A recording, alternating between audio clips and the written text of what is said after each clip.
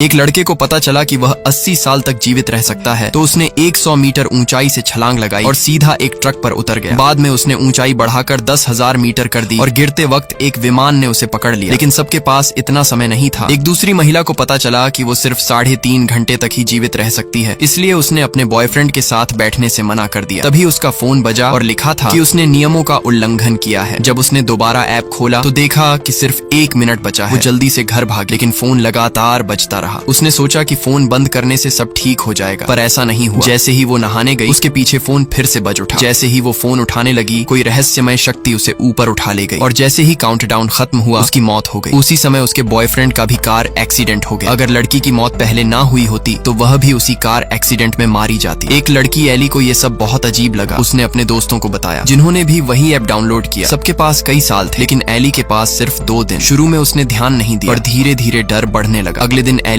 पूरी तरह से काउंटडाउन पर ध्यान देने लगती है। उसने माँ की कब्र पर जाने का वादा भी कैंसिल कर दिया। तभी फोन फिर से नियम उल्लंघन का मैसेज दिखाता है। वो गुस्से में उसे हटाना चाहती थी, लेकिन ऐप हटाया नहीं जा सकता। इंटरनेट पर उसने पढ़ा कि काउंटडाउन खत्म होते मरे हुए लोग दिखाई देते हैं। डर के मारे उसने कंप्यूटर बंद कर दिया और घर से भागने लगी, लेकिन फोन फिर बज गया। उसने नया फोन खरीदा, लेकिन उसमें भी वही ऐप अपने आप आ गया। फोन की दुकान का मालिक भी हैरान था। जब वो ऐप हटाने की कोशिश कर रहा था, तभी एली ने उसे रोक दिया। उसी वक्त एक आदमी बाहर भागा और एली से मिला। उसने भी एली को दिखाया कि उसके पास सिर्फ 18 घंटे बचे हैं। दोनों को समझ आ गया कि उन्होंने भी नियम तोड़े थे, इसलिए अब उल्टी गिनती शुरू हो गई है।